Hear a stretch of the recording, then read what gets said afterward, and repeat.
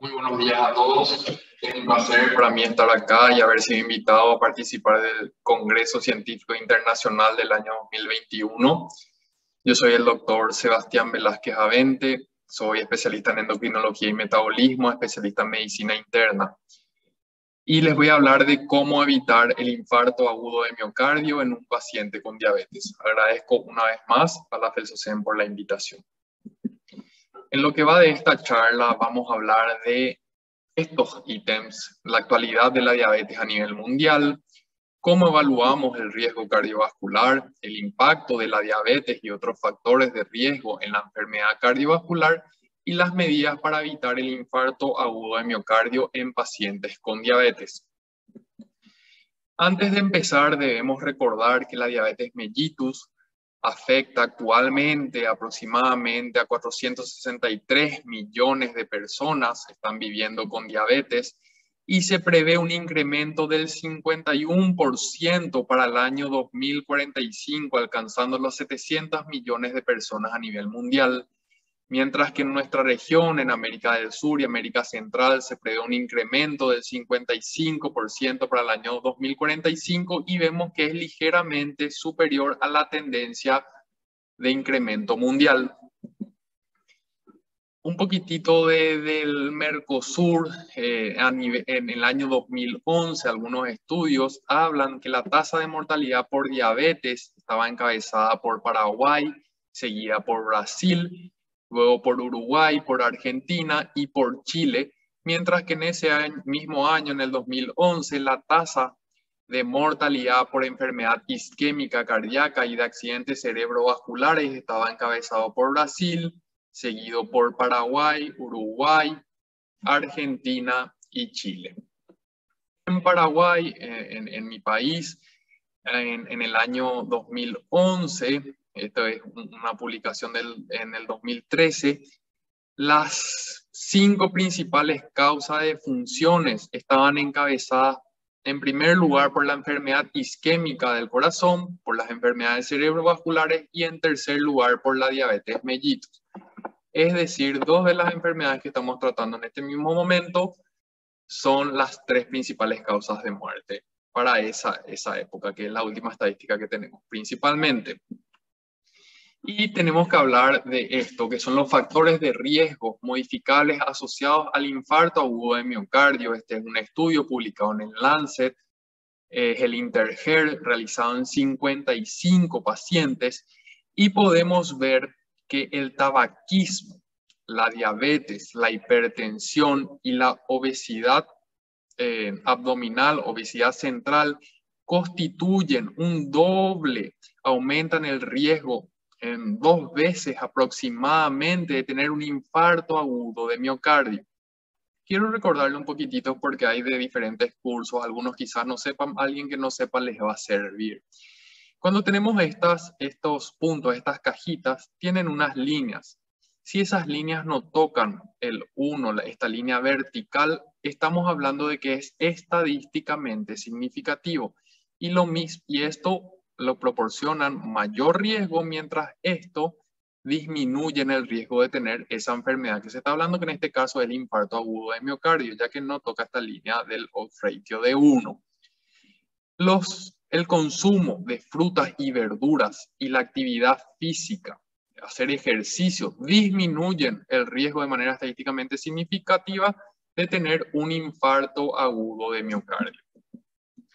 Por lo tanto, debemos en todos los pacientes, en las consultas, evaluar el riesgo cardiovascular. Para eso, la American College of Cardiology tiene una calculadora de riesgo de enfermedad cardiovascular aterosclerótica que se utiliza para prevención primaria, es decir, aquellos que no tienen enfermedad cardiovascular aterosclerótica, que son la enfermedad coronaria, la enfermedad cerebrovascular y la enfermedad arterial periférica.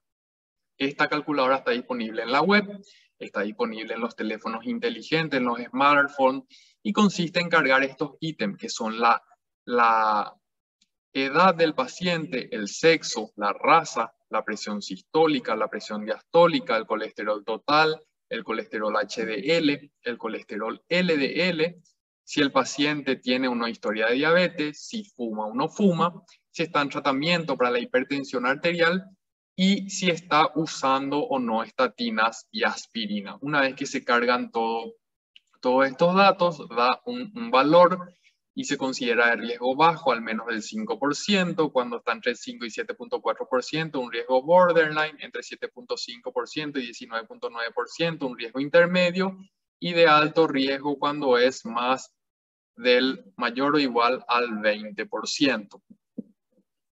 Otra forma de calcular el riesgo cardiovascular es esta tabla establecida por la Sociedad Europea de Cardiología y la Asociación Europea para el Estudio de la Obesidad, y los clasifican de esta manera. Aquellos pacientes de muy alto riesgo son los que tienen diabetes y enfermedad cardiovascular ya establecida o que tiene algún daño de órgano diana, como ser proteinuria, una insuficiencia renal crónica definida como una tasa de filtración glomerular menor a 30 ml por minuto, o que tengan 3 o más, y que tenga hipertrofia ventricular izquierda o retinopatía.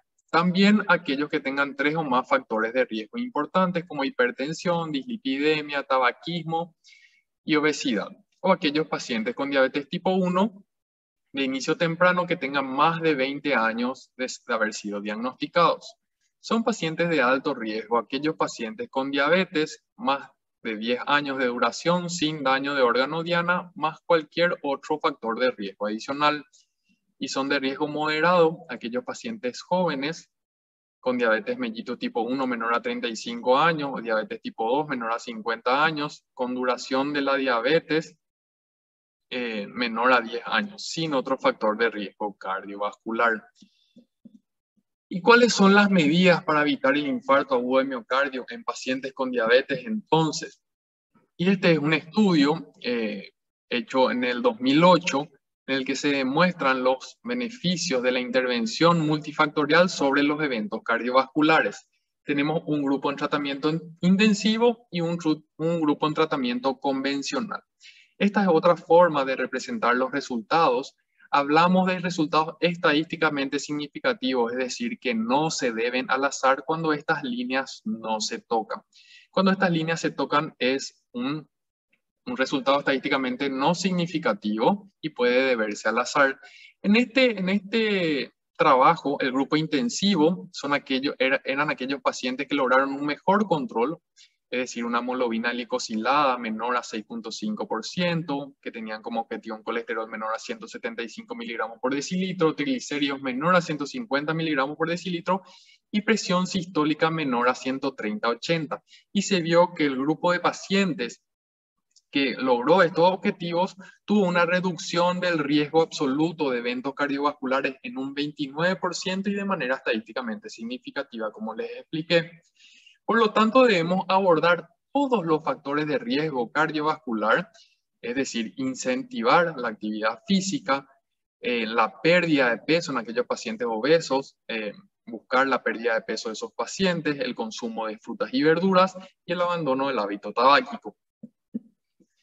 Dentro de este estudio que evaluó los efectos cardiovasculares de la intervención intensiva en el estilo de vida en la diabetes mellitus tipo 2, un estudio del 2013 llamado LUGA-HEP, evaluó 5.000 pacientes con una mediana de seguimiento de 9.6 años, en el que se observó si había infarto de miocardio no fatal, accidente cerebrovascular no fatal y hospitalizaciones por angina.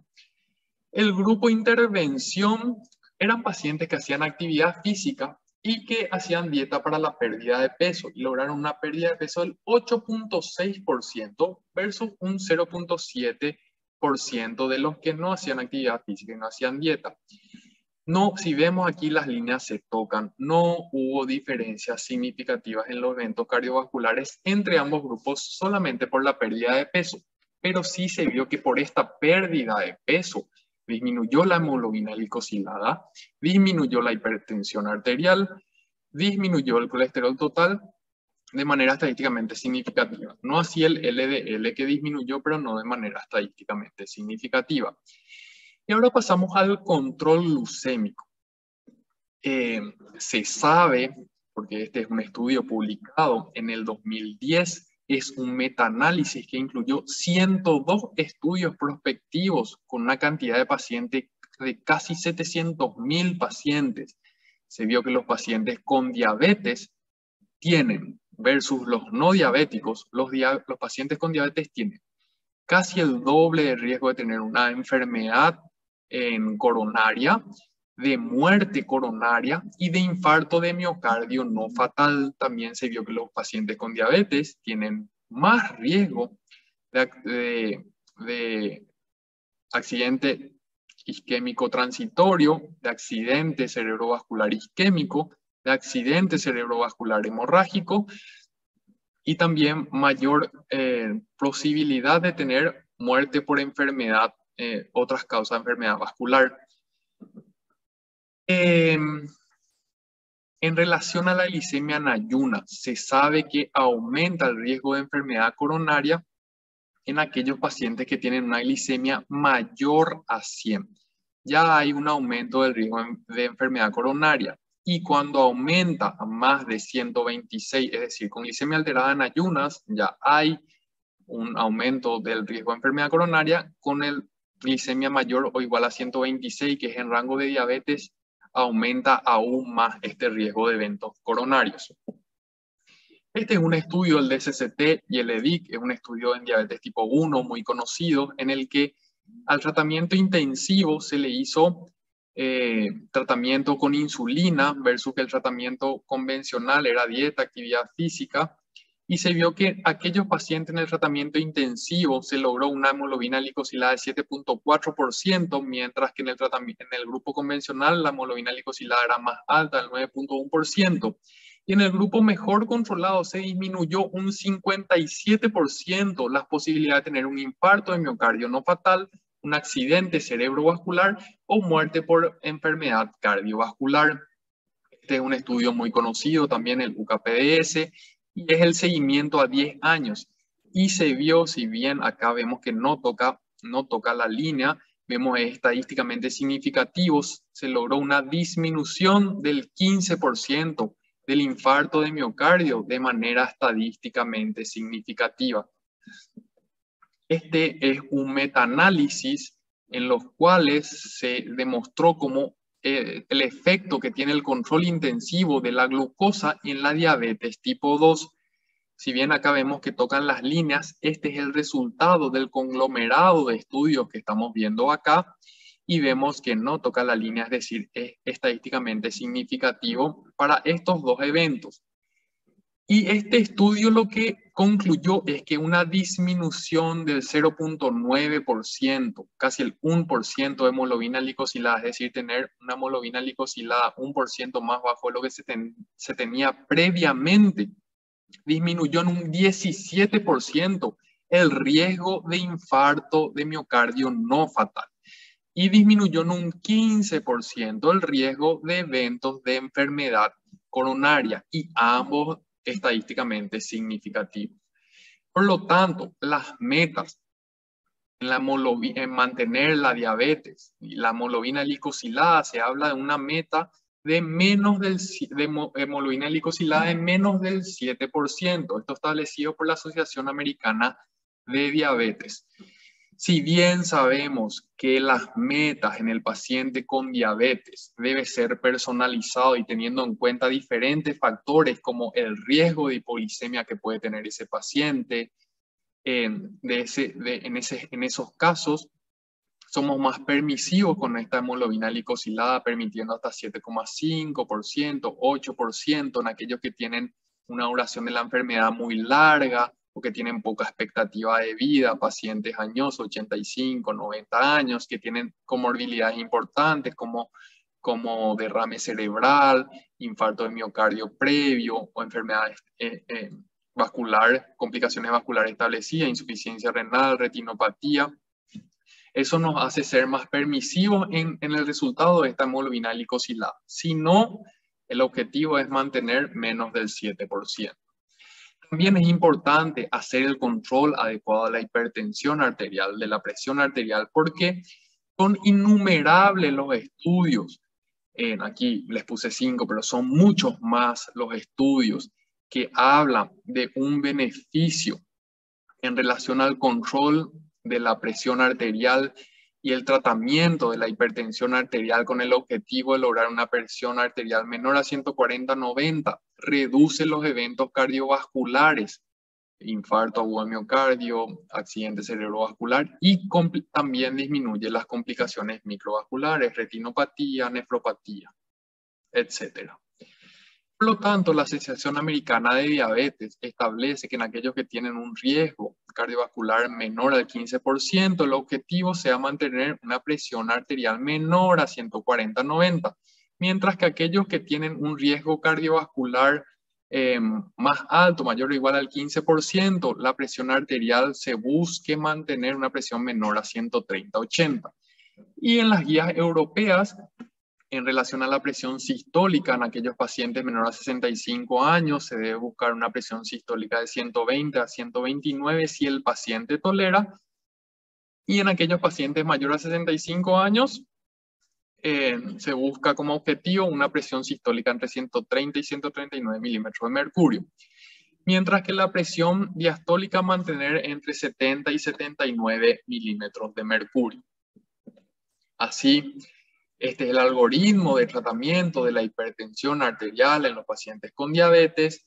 Y si el paciente con diabetes al inicio tiene una presión arterial menor a 160/100, se inicia un solo agente antihipertensivo, un solo fármaco antihipertensivo. Pero si ya tiene más de 160/100, se inician 2 fármacos antihipertensivos en simultáneo. Entonces, tener en cuenta la presión al momento del diagnóstico, y también algo que debemos tener en cuenta es si el paciente presenta o no albuminuria, que es una proteinuria mayor a 300 miligramos en la orina de 24 horas. Porque si el paciente tiene albuminuria, tenemos que empezar de primera elección un IECA, que es un inhibidor de la enzima convertidora de angiotensina, o un ARA2, que es un antagonista de los receptores de angiotensina, como primera opción.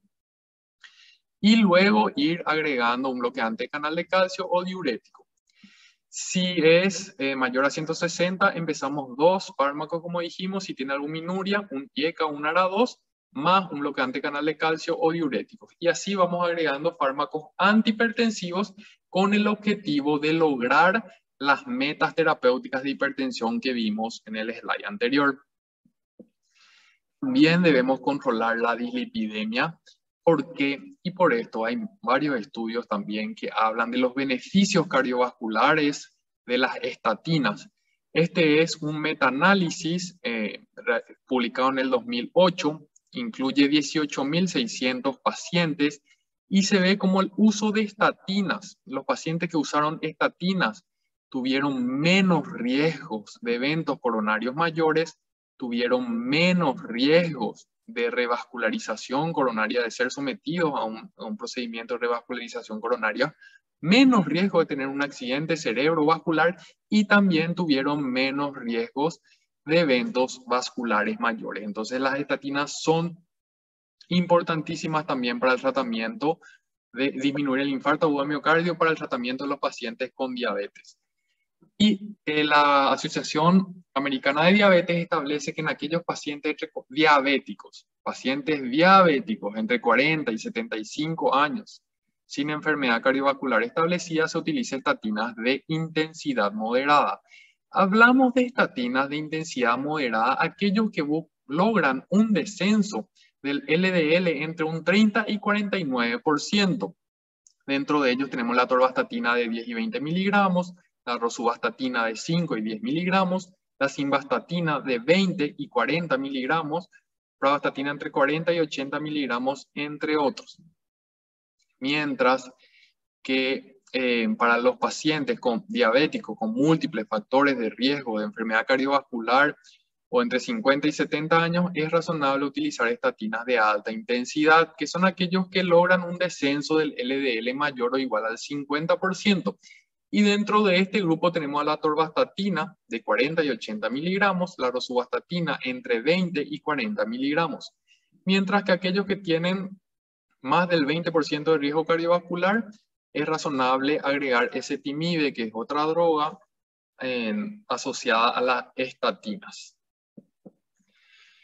La Sociedad Europea de Cardiología y de Estudios de la Diabetes clasifica a los pacientes de muy alto riesgo, buscar un objetivo del LDL menor a 55 miligramos por decilitro, o una reducción del LDL de al menos un 50%.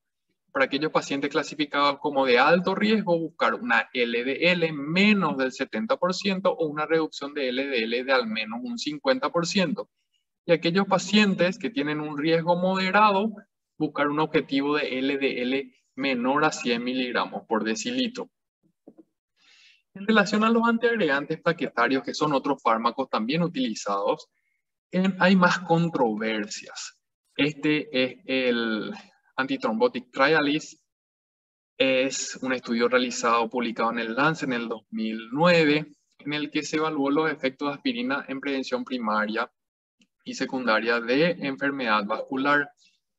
Y se vio que en prevención primaria hay un beneficio neto incierto. Mientras que dos estudios realizados en el 2018, publicados en el Lancet, otro en el New England, uno es la RIPE y el otro la SPRI, no muestran ningún beneficio en disminuir el riesgo de eventos cardiovasculares y un mayor riesgo de hemorragia en los pacientes que utilizaron aspirina como prevención primaria. Este es otro estudio, el ASCEN, un estudio que evalúa el efecto de aspirina en prevención primaria en personas con diabetes tipo 1 y se vio que disminuye de manera estadísticamente significativa en un 12% la posibilidad de tener una muerte de causa cardiovascular, un infarto agudo de miocardio, un ACV o un accidente isquémico transitorio. Pero también se vio que hubo mayor riesgo de sangrado de manera estadísticamente significativa y sobre todo mayor riesgo de sangrado gastrointestinal. Por lo tanto, en las guías tanto americana como europea, no hay recomendaciones sólidas para la prevención primaria, la utilización de aspirina como prevención primaria, pero puede considerarse en pacientes de alto o muy alto riesgo.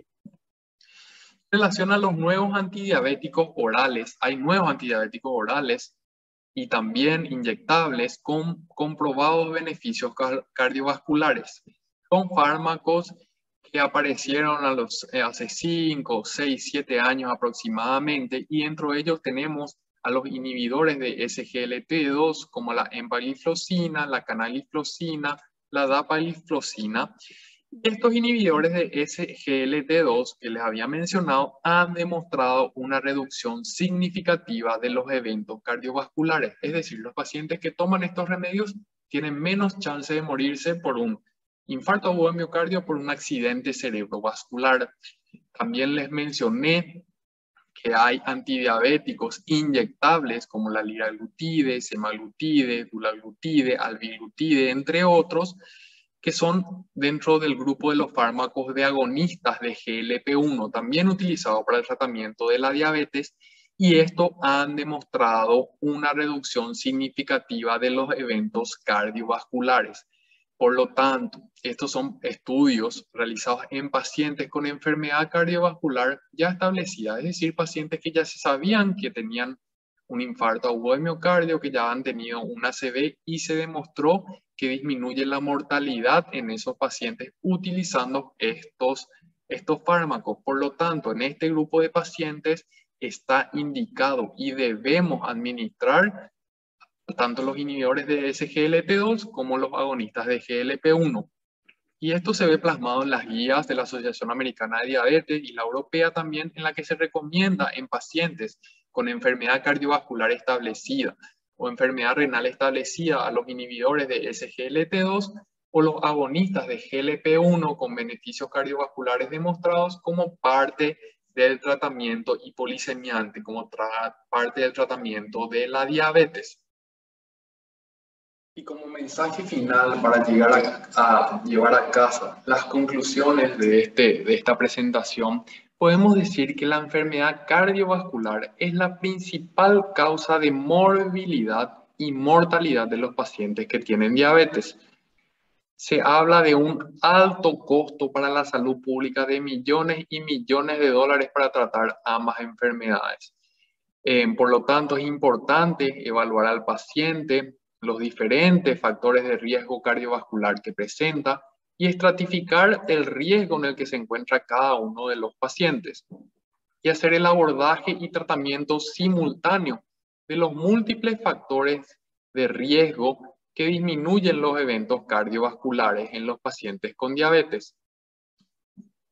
Y esos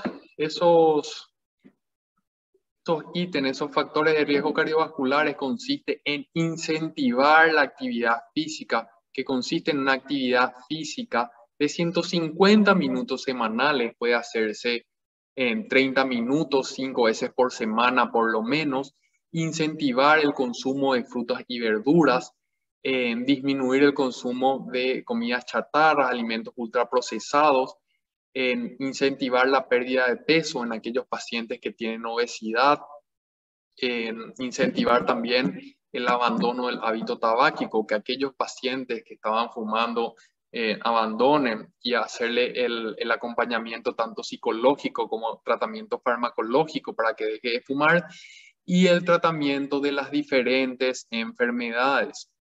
Dentro de ellas, la diabetes mellitus, utilizando ya sea insulina, antidiabéticos orales, antidiabéticos inyectables, con el objetivo de disminuir la hemoglobina glicosilada a las metas que habíamos hablado, menos del 7%. También la utilización de estatinas con el objetivo de reducir el colesterol a los objetivos también que presentamos a lo largo de la exposición, y el tratamiento adecuado de la hipertensión arterial. Mantener las presiones dentro de los objetivos utilizando 1, 2, 3 o los antihipertensivos que necesitemos, con el objetivo de tratar al paciente como un todo. Y me despido con esta frase de Sir William Osler, que dice que el buen médico trata la enfermedad, pero el gran médico trata al paciente que tiene la enfermedad. Debemos tratar al paciente como un todo, desde el punto de vista incluso psicológico, la parte psicológica del paciente, hablar con el paciente si tiene algún problema, trastorno de la movilidad, algún dolor articular, para ver qué tipo de actividad física le va a convenir al paciente, provocándole la menor cantidad de molestias posibles mientras lo desarrolla. Incentivar la pérdida de peso, el abandono del hábito tabáquico. No es solamente centrarnos en la diabetes, no solamente centrarnos en la hipertensión, centrarnos en todo como un conjunto de factores que favorecen la aparición de infarto agudo de miocardio. Muchas gracias, fue un placer para mí estar acá nuevamente.